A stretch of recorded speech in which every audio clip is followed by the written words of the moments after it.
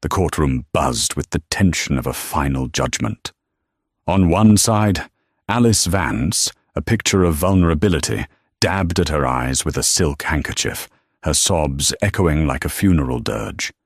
On the other, Mark Vance, exhausted and cornered, watched as Judge Harrison narrowed his eyes in evident sympathy for the weeping woman. It seemed over. Mark was about to lose everything. But then, the heavy oak doors swung open. A silence descended, heavier than the gavel. Entering the room wasn't just a witness.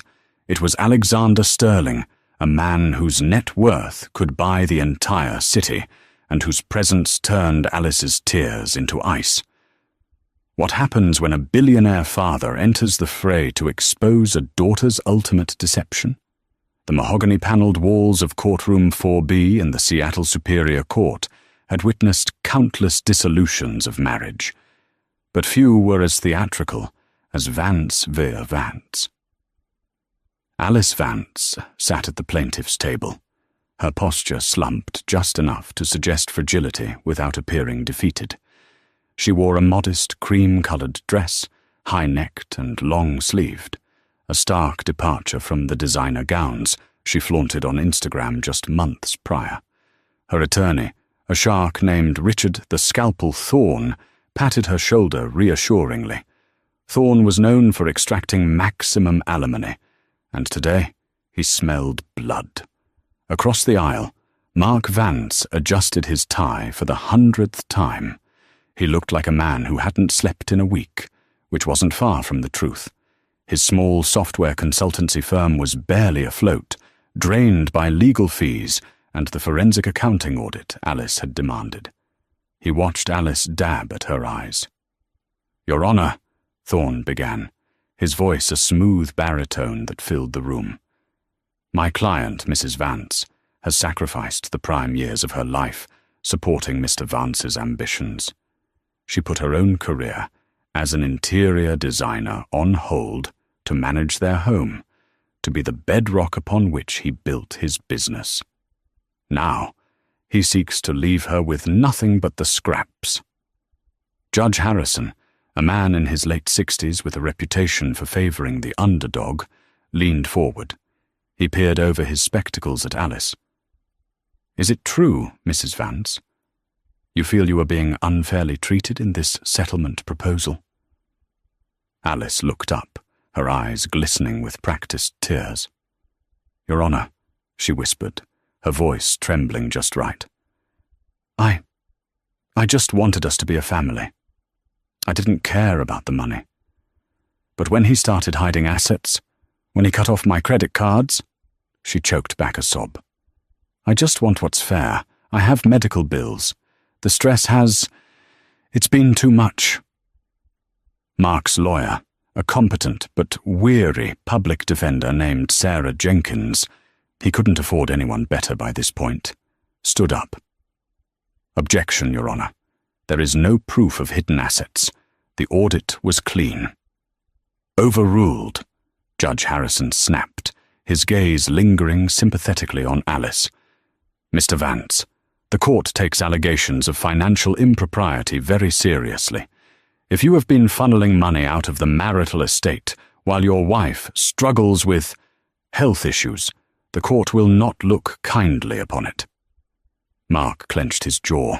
The health issues were vague complaints of anxiety that conveniently started when he filed for divorce. The hidden assets were non-existent. But Alice was winning. She was painting a masterpiece of victimhood. "We have testimony from Mrs. Vance's sister, Clara," Thorne continued, gesturing to the witness stand, "who can attest to the emotional abuse and financial control exerted by the defendant." As Clara took the stand, repeating rehearsed lines about Mark's controlling nature, how he questioned grocery bills, which were actually thousands spent on designer shoes, Mark felt the walls closing in. The judge was nodding. The narrative was set. Mark was the villain, the cold-hearted businessman discarding his loyal wife. Judge Harrison cleared his throat. "Mr. Vance, based on the preliminary evidence and the distress evident in your wife, I am inclined to grant the temporary spousal support motion in the full amount requested by Mr. Thorne, effective immediately. Furthermore, I am considering a freeze on your company's accounts until a secondary audit is complete. A freeze would kill his business. Mark felt bile rise in his throat. It was over. The gavel was raised, hovering like the sword of Damocles. I am ready to rule on the motion, Judge Harrison stated, his voice stern. Creak. The heavy double doors at the back of the courtroom didn't just open, they were pushed aside with an authority that demanded attention. The sound interrupted the judge, who frowned, looking up with irritation. Order! The court is in sess. The words died in his throat. Walking down the center aisle was a man who needed no introduction in the Pacific Northwest, or indeed, the world. He was flanked by two men in dark suits who carried briefcases, but all eyes were on him. He wore a charcoal three-piece suit that cost more than Mark's car. His silver hair was perfectly coiffed, his eyes a piercing, cold blue. It was Alexander Sterling, CEO of Sterling Global, real estate tycoon, tech investor, a man whose name was plastered on the hospital wing down the street and the art museum across town. And unbeknownst to everyone in that room, except one terrified woman, he was Alice Vance's father. The silence was absolute. Even Thorne, the shark, looked like a guppy. Mark blinked, confused. Why was Alexander Sterling here? Alice had stopped crying. In fact, all the color had drained from her face. She looked as if she had seen a ghost. She gripped the edge of the table so hard her knuckles turned white. "Who interrupts my courtroom?" Judge Harrison asked, though his voice lacked its earlier bite. He recognized the man. Everyone did. "I apologize for the disruption, Your Honor," Alexander Sterling said. His voice was calm, resonant, and carried an air of absolute power. "But I believe I have material evidence that is critical to this case, evidence that will prevent a gross miscarriage of justice." "Mr. Sterling," the judge stammered slightly, "this is highly irregular. You are not a party to this case." "I am now," Sterling said, stepping through the swinging gate that separated the gallery from the litigants. He didn't look at Mark. He didn't look at the judge.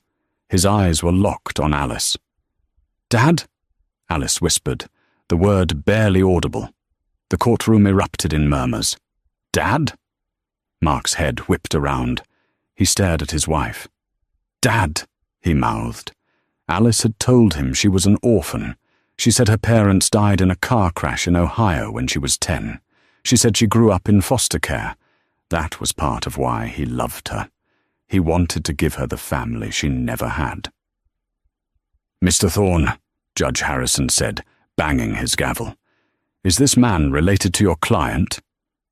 Thorne looked frantically at Alice. I was not aware." "She didn't tell you," Sterling cut in, reaching the defense table. He placed a hand on a stunned Mark's shoulder, a gesture of unexpected solidarity. "My daughter has a habit of omitting the truth. Isn't that right, Alice? Or should I call you by your birth name, Eleanor Sterling?" Judge Harrison looked between the billionaire and the weeping woman. "Mr. Sterling, if you are indeed her father, why is this relevant to the divorce proceedings? Unless it pertains to marital assets." "It pertains to fraud, Your Honor," Sterling said, motioning for one of his aides. The aide stepped forward and placed a thick file on the judge's bench. "And perjury. And a decade-long con." Alice stood up, her chair scraping loudly against the floor. "You can't do this. You have no right to be here." Her voice had lost its soft, victimized tremolo. It was shrill, panicked. "Sit down, Mrs. Vance," the judge ordered. He opened the file. 10 years ago," Sterling began, turning to face the courtroom gallery as if addressing a board meeting. My daughter ran away from home, not because she was abused or neglected, but because I cut off her allowance after she crashed her third Porsche and failed out of her fourth boarding school. She vowed to make it on her own. I admired the spirit initially. I didn't realize making it on her own meant inventing a tragic backstory to entrap a kind-hearted man. Mark felt like the floor was tilting. Alice, is this true? She wouldn't look at him. She was glaring at her father with pure venom. She told you she was a foster child, didn't she, Mark? Sterling asked, finally looking at his son-in-law. His expression softened. She played on your savior complex. She told you she had no one, so you would never ask for a prenup. You would never question where she came from. You would just be grateful to be her everything. She said her parents died on I-70, Mark stammered. My wife and I are very much alive, though she has been dead to us for years, Sterling said coldly. We hired private investigators. We found her in New York, then Chicago. We knew she changed her name. We let her go, hoping she would mature. But when I read about this divorce, when I saw she was trying to destroy a man who built a business from nothing, something she has never done, I couldn't stay away. This is irrelevant, Thorne shouted, trying to regain control. Her background doesn't change the fact that she is entitled to marital assets. It does when the marriage itself was founded on identity fraud, Sterling countered smoothly. And when the financial struggles she claims are a fabrication. Your Honor, if you look at page 5 of that document. Judge Harrison flipped the page. His eyebrows shot up. You will see a trust fund, Sterling said. The Eleanor Sterling Irrevocable Trust. It currently holds $12 million. She has had access to the dividends the entire time. She isn't destitute, Your Honor. She's richer than her husband ever was, the courtroom gasped. $12 million, and she was suing Mark for monthly support of $5,000? Alice's face twisted. The mask of the grieving wife fell away completely, revealing a snarl of entitlement. That's my money. It has nothing to do with him. He owes me for the years I wasted in that dump of a house. You wasted? Mark stood up, his shock turning to anger. You told me we couldn't afford a vacation because you needed money for therapy regarding your orphan trauma. You were sitting on millions? This changes the complexion of the financial affidavit significantly, Judge Harrison said, his voice dropping to a dangerous register. He looked at Alice with none of the earlier pity. Mrs. Vance, or Ms. Sterling, did you disclose this trust on your financial declaration? Alice stayed silent, her chest heaving. Thorne was rubbing his temples. He knew a losing battle when he saw one. Your Honor, I request a recess to consult with my client. Denied, Judge Harrison barked. Mr. Sterling, please continue. You mentioned a con? The money is the least of it, Sterling said, signaling his second aide. The real issue, Your Honor, is the child. Mark froze. What child? We don't have children. Alice said she couldn't. Sterling looked at Mark with genuine pity this time. Oh, Mark. She didn't tell you about that either? The air in the courtroom had shifted from the stale dryness of legal procedure to the electric, ozone-heavy atmosphere of a pending storm. Mark Vance gripped the edge of the defense table, his knuckles white. The word child hung in the air, foreign and terrifying. We tried, Mark stammered, looking at the billionaire and then back to the woman he thought was his wife. We went to specialists, Dr. Arrington, Dr. Wu. They all said she had scarring, that she couldn't conceive. We cried together for nights on end. He looked at Alice, his eyes pleading for a denial. Tell him, Alice. Tell him about the nights we sat in the empty nursery. Alice remained frozen, her gaze fixed on the floor, her breathing shallow and rapid. Alexander Sterling sighed, a sound of deep, weary disappointment. He signalled to the aide, who produced a second document, a birth certificate with an embossed seal from the state of Ohio. "It wasn't scarring from a medical condition, Mark," Sterling said softly. "It was scarring from a C-section gone wrong. A C-section performed 7 years ago in a county hospital in Columbus." Sterling walked over to Mark and placed the document in his hands. Mark's eyes scanned the paper. "Mother, Eleanor Sterling. Date of birth, June 14th, 2018. Child's name, Leo." "Leo," Mark whispered. "She has a son." "She had a son," Sterling corrected, his voice hardening as he turned back to his daughter. Until she decided that a child didn't fit the narrative of the tragic, lone orphan she was constructing for her new life in Seattle. "She left him, Mark. She signed over temporary guardianship to a nanny she barely knew, promised to send money, and then vanished. She erased him." The courtroom was dead silent. Even the stenographer had stopped typing, her mouth slightly open. "That's a lie!" Alice suddenly shrieked, the sound piercing and jagged. She pointed a trembling finger at her father. "You're twisting everything. I left him because of you. I couldn't let him grow up under your thumb, being controlled, being watched." "So you abandoned him to the foster system instead?" Sterling's voice boomed, losing its calm veneer for the first time. "Because that's where we found him 3 months ago. The nanny stopped receiving the hush money you were sending. She surrendered him to the state. My grandson spent 6 months in a group home while you were here, crying about how Mark wouldn't buy you a new Mercedes." Judge Harrison looked ill. He took off his glasses and rubbed the bridge of his nose. "Mrs. Vance," he said, his voice dangerously quiet. "Is this true? Do you have a living child?" Alice's face crumbled. But it wasn't sorrow. It was the panic of a trapped animal.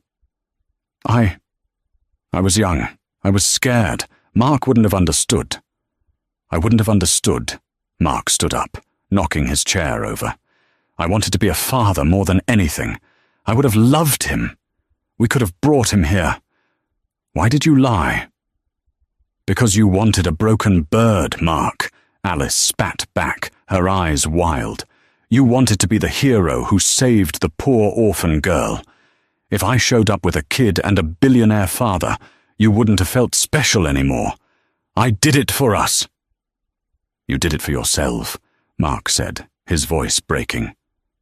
"You let me mourn a fertility struggle that was a lie.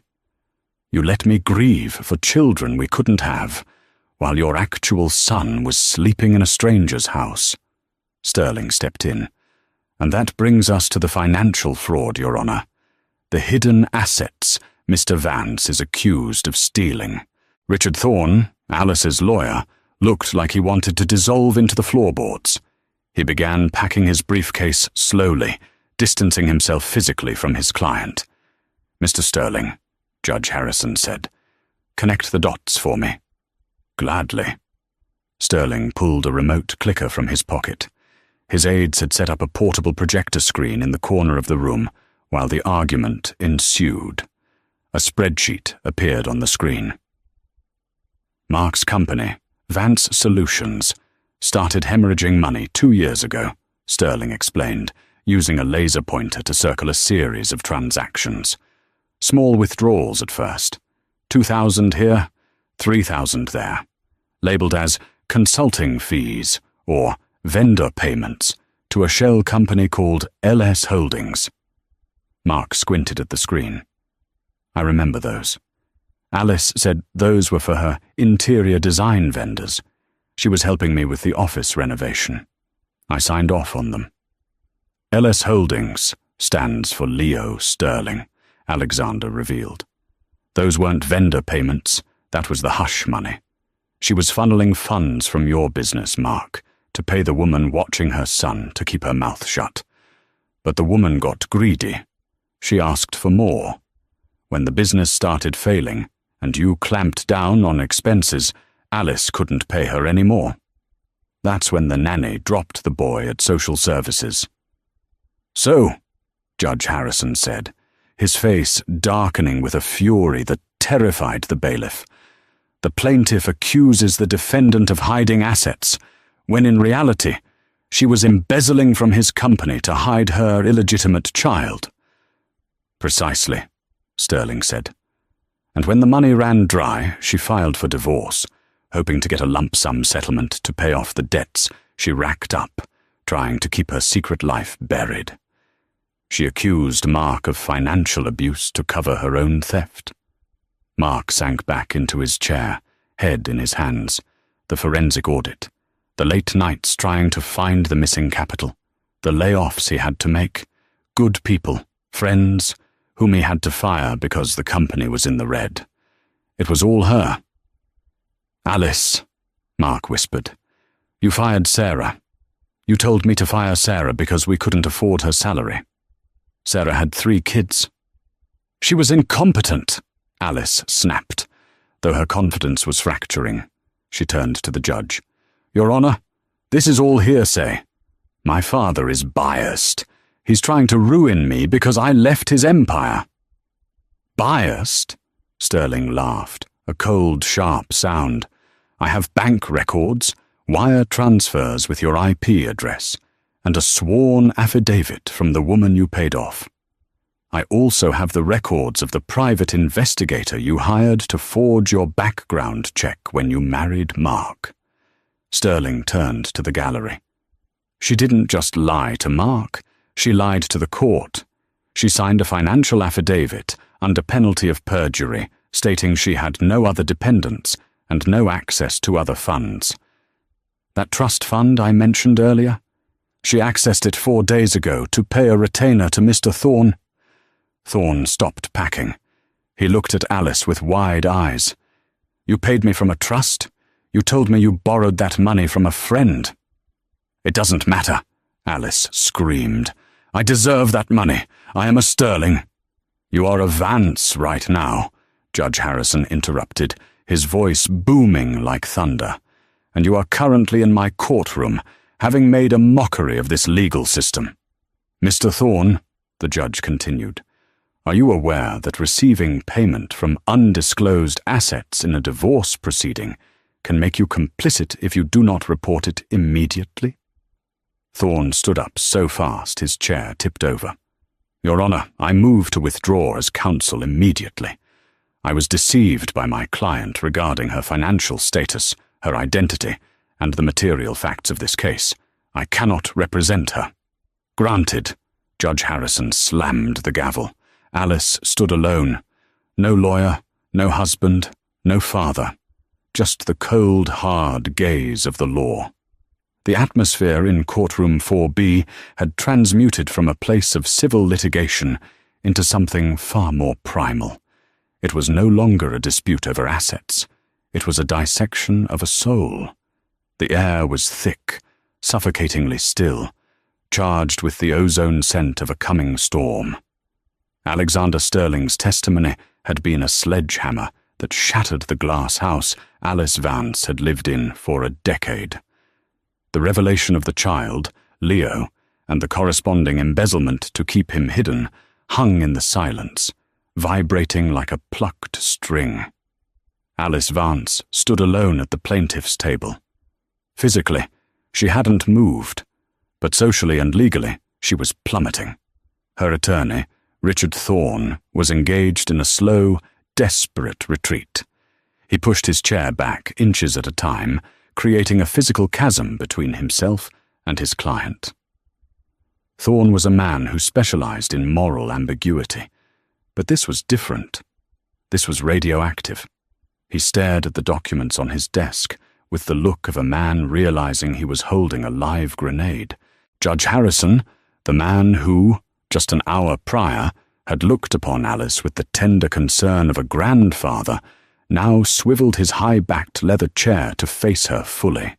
The leather groaned, a harsh, rasping sound in the dead quiet. He removed his wire-rimmed spectacles and placed them on the bench. He picked up a microfiber cloth and began to clean the lenses. The motion was slow, deliberate, terrifying. "Mrs. Vance," the judge began. His voice did not boom. It didn't need to. It rumbled through the floorboards, a low frequency that rattled the chest. "In my 30 years on this bench, I have presided over the dissolution of thousands of marriages. I have seen pettiness. I have seen greed. I have seen hatred." He stopped wiping his glasses and held them up to the light, inspecting them for specks of dust, refusing to look at her yet. "But rarely," he continued, his voice hardening into diamond-edged steel, "have I seen such a calculated, sociopathic dismantling of a human being. You did not come here seeking equity, Mrs. Vance. You came here seeking destruction. You weaponized the empathy of this court to salt the earth of a man who, by all accounts, did nothing but try to provide for you." Alice trembled. This wasn't the delicate bird-like shivering she had performed earlier for sympathy. This was the violent, uncontrollable shaking of a structure whose load-bearing walls had just been kicked out. She gripped the edge of the mahogany table, her knuckles turning the color of bleached bone. I have anxiety, Your Honor," she stammered. Her voice was thin, reedy, cracking under the strain. She pressed a hand to her chest, her breathing becoming rapid and shallow. I'm not feeling well. My chest hurts. I think I need a doctor. Please, I'm having a medical emergency." "You do not need a doctor, Mrs. Vance," Judge Harrison retorted, finally putting his glasses back on and pinning her with a gaze that could peel paint. "You need a criminal defense attorney, and you need one immediately." He turned his eyes to Richard Thorne. "Mr. Thorne?" Thorne stood up so fast he nearly knocked over his water pitcher. His face was a mask of panic. "Your Honor, in light of Mr. Sterling's testimony and the documentation regarding the source of my retainer fee, specifically that it was drawn from an undisclosed trust while my client signed an affidavit of destitution, I must move to withdraw as counsel effective immediately." Thorne took a breath, his voice shaking. "I cannot, ethically or legally, continue this representation. I was deceived regarding the material facts of my client's identity, her assets, and the nature of her claims. I had no idea." "Motion granted," Judge Harrison snapped, waving a hand dismissively. "Sit down, Mr. Thorne. You will remain as a witness to these proceedings until I dismiss you, but you are relieved of your duty to advocate for this charade." Alice looked at Thorne, her eyes wide with betrayal. "You can't quit. I paid you." "With stolen money," the judge interrupted, his voice booming now. "Let us address that money." He picked up the forensic report Alexander Sterling had submitted. He flipped the pages, the sound echoing like gunshots. "First," the judge announced, writing furiously on the docket, "the plaintiff's motion for spousal support is denied with prejudice. You asked for $5,000 a month. You will receive nothing. Not one dime." Alice flinched, as if she had been slapped. "But how am I supposed to live? I have expenses." "You have the $75,000 you systematically embezzled from your husband's company over the last 18 months, Judge Harrison countered. "The forensic audit is clear. Transfers labeled consulting fees sent to a shell corporation used to pay the caretaker of the child you abandoned." Mark Vance, sitting at the defense table, felt the blood drain from his face. $75,000. The number hit him like a physical blow. He remembered the last 18 months vividly. He remembered the panic attacks at 3:00 a.m., staring at the ceiling, wondering how he was going to make payroll. He remembered the humiliating meeting with the bank, where he had to beg for a high-interest bridge loan. He remembered coming home, grey-faced and shaking, telling Alice they might lose the house, and she had hugged him. She had rubbed his back and whispered, "It's okay, honey. You just need to work harder. You'll figure it out." She had comforted him, while she was the one bleeding him dry. "I am declaring the premarital assets of Mr. Vance, specifically his company, Vance Solutions, to be his sole and separate property," the judge ruled. "Furthermore, I am ordering a full restitution of the embezzled funds. You will repay Vance Solutions every cent, plus statutory interest. If you cannot pay, the court authorizes a lien on any future assets you may acquire." "I can't pay that," Alice shrieked, the veneer of the victim completely stripping away to reveal the entitlement underneath. "I don't have access to the trust. My father froze it. That isn't fair. I helped build that life." "You destroyed that life," Harrison said coldly. "Which brings us to the matter of the perjury." The word perjury hung in the air, heavy and suffocating. "You signed a financial affidavit under penalty of perjury," the judge said, leaning over the bench. "You swore you had no dependents. You swore you had no other assets. You swore you were destitute. You lied to this court, Mrs. Vance, and in this state, perjury is a felony." Alice's eyes darted around the room, wild and feral. She looked at the gallery. She looked at the exit signs. She looked at Mark. "Mark," she whimpered, switching tactics with terrifying speed. Her face softened, her eyes welled with tears, a predator putting the sheepskin back on. "Mark, baby, please, tell them. Tell them I'm not a criminal," she sobbed. "We loved each other. I was just scared. I did it for us. I was trying to protect our marriage." Mark looked at her, really looked at her, for the first time in years. The woman in front of him was not fragile. She was frantic. And in that moment, a truth he had been avoiding finally settled into place. For years, he had mistaken her volatility for vulnerability.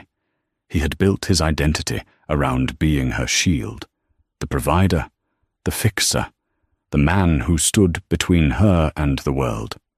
But watching her now, pleading, shifting, reshaping the story even as it collapsed, he understood he had never been her partner. He had been her cover. Memories surfaced with brutal clarity. Sarah, his office manager, crying as she packed her desk after Alice insisted she was stealing, the unexplained invoices, the missing money. Mark had trusted Alice over everyone else. Every time. He stood. His legs felt heavy, but his back straightened as if something inside him had finally locked into place. "You didn't do it for us," he said quietly. His voice carried anyway. "You did it for yourself. I would have loved your son. I would have loved you, no matter who your father was. But you never gave me the chance. You fell in love with a lie and made me live inside it." He turned away from her and faced the bench. "I have nothing more to say, Your Honor. She is a stranger to me." The mask shattered. Alice's control evaporated in a single breath. The judge's voice cut through the room. "Bailiffs, take Mrs. Vance into custody for criminal contempt, pending charges of perjury and fraud." Chaos followed. Screams, flailing limbs, the sharp crack of a chair hitting the floor. Alice lunged toward the gallery, desperation raw and unfiltered. "Daddy!" she shrieked. "Fix this!" The man she reached for did not move. When he finally spoke, his voice trembled, not with anger, but grief. He admitted his failure, named the years he had paid to erase consequences, and chose, at last, to stop. "I am letting you fall," he said. "It's the only chance you have to learn how to stand." The handcuffs closed. The door slammed. Silence rushed back like air after a storm. Mark stared at the discarded shoe on the floor, a symbol of something expensive, hollow and finally over. The judge lifted the asset freeze and dismissed the court. Mark felt unsteady, but free. He met the billionaire's gaze and saw not power, but loss. "You saved my life," Mark said. The man shook his head slowly. "No," he replied. "I finally stopped ruining hers." "Don't thank me," Sterling said gruffly, adjusting his cufflinks in a nervous habit Mark had never seen before. "I didn't do it for you, Mark.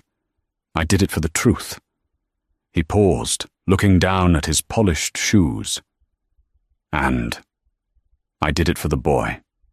The boy. The reality of the situation came crashing down on Mark.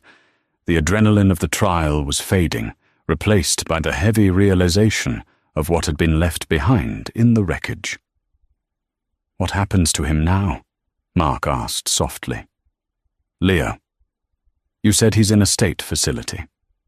"He's at the Safe Harbor Group Home," Sterling admitted, grimacing at the name.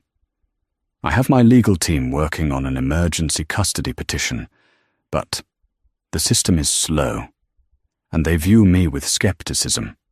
I'm an older man, a single grandfather with a demanding corporate schedule. They worry about my ability to bond. They worry I'm just trying to clean up a PR mess." Sterling reached into the inside pocket of his suit jacket. He pulled out a photograph. It was wrinkled, the corners bent, as if he had been carrying it around for weeks, thumbing it in moments of worry. He handed it to Mark. "This was taken 3 weeks ago," Sterling said. Mark took the photo. It showed a small boy sitting on a swing set in a dreary concrete playground. He wasn't swinging. He was just sitting there, looking at his feet, his shoulders slumped in a posture of utter defeat. He had messy dark hair and pale skin. He looked lonely in a way that children should never look, a bone-deep loneliness. Mark stared at the photo. He traced the slope of the boy's nose with his thumb. It was Alice's nose. But the eyes, the expression, that was something else. That was the look of someone waiting for a bus that was never going to come. "Alice told him about you," Sterling said quietly. Mark looked up, startled. "She did?" "The nanny said Alice talked about you often," Sterling explained. "But she twisted it. She needed a villain to explain why she wasn't there, and why she couldn't bring him home. She told Leo that you were the reason. She told him you were mean, that you hated children, that you were the monster who wouldn't let him inside the house." Mark felt a fresh surge of anger, hot and sharp, but it was quickly eclipsed by a crushing wave of heartbreak. She used me to justify abandoning him? She told him I hated him? She needed an excuse, Sterling shrugged helplessly. You were convenient. So the boy, he's terrified of you. He thinks you are the barrier to his happiness. He thinks you're the reason he's sleeping on a cot in a group home. Mark looked back at the photo. He thought about the empty nursery in his house, the room he had painted a soft, hopeful yellow 3 years ago, the room where he had assembled a crib, only to disassemble it 6 months later, crying as he put the screws back into the plastic bag. He thought of the nights he had prayed for a child, bargaining with God, while his wife had a son she was paying to hide. He thinks I didn't want him, Mark whispered, his voice cracking. He thinks no one wants him, Sterling corrected. His mother left him. His grandmother is gone, and his grandfather is a stranger in a suit. Mark looked at the empty spot where Alice had sat. The woman he loved was a mirage, but the collateral damage, the boy, was real. Mark had spent years mourning the children he never had. Now, fate was offering him a child who desperately needed a father, even if they shared no blood. "Take me to him," Mark said. The words were out of his mouth before he even processed them. Sterling raised an eyebrow, looking at Mark with genuine surprise. "Mark, you're free. The judge just gave you your life back. You're a single man with a restored business. You could walk away from this. Go on a vacation. Find a nice woman who doesn't have a criminal record and a secret child. Why would you want to walk into this mess?" Mark looked Sterling in the eye. "Because I know what it feels like to be lied to by the person who is supposed to love you. I know what it feels like to be discarded." He looked at the photo of Leo one last time, making a promise to the sad boy on the swing. "He thinks I'm the monster who kept him away. I need to tell him the truth. I need to tell him that I've been waiting for him, that the room is ready, that I have a dog who needs a boy." Sterling stared at Mark for a long moment, searching his face for any sign of hesitation. He found none. Slowly, a genuine smile spread across the billionaire's face, transforming his stern features into something warmer, something hopeful. "The car is waiting," Sterling said. As they walked out of the courtroom, side by side, the heavy oak doors swung shut behind them. The click of the latch was the final period on the sentence of Mark's past. He didn't look back at the empty plaintiff's table or the discarded shoe. He stepped out into the hallway, walking toward the elevators, ready to meet the son he never knew he had. The doors of the Seattle Superior Court closed behind them, shutting out the frenzy of the press, the wailing of his ex-wife, and the ruins of the life Mark Vance thought he had built. Outside, the air was crisp, smelling of rain and exhaust. A sleek, black Maybach waited at the curb, its engine purring, a stark contrast to the beat-up sedan Mark had driven to court that morning. "Get in," Alexander Sterling said. It wasn't a command, but an invitation. The billionaire looked older now than he had inside the courtroom. The fire that had decimated Alice's defense was gone, replaced by the grey ash of exhaustion. Mark slid into the leather interior. The silence inside the car was hermetically sealed, heavy and thick. As the car pulled away, merging into the traffic, Mark stared out the window. His hands were shaking,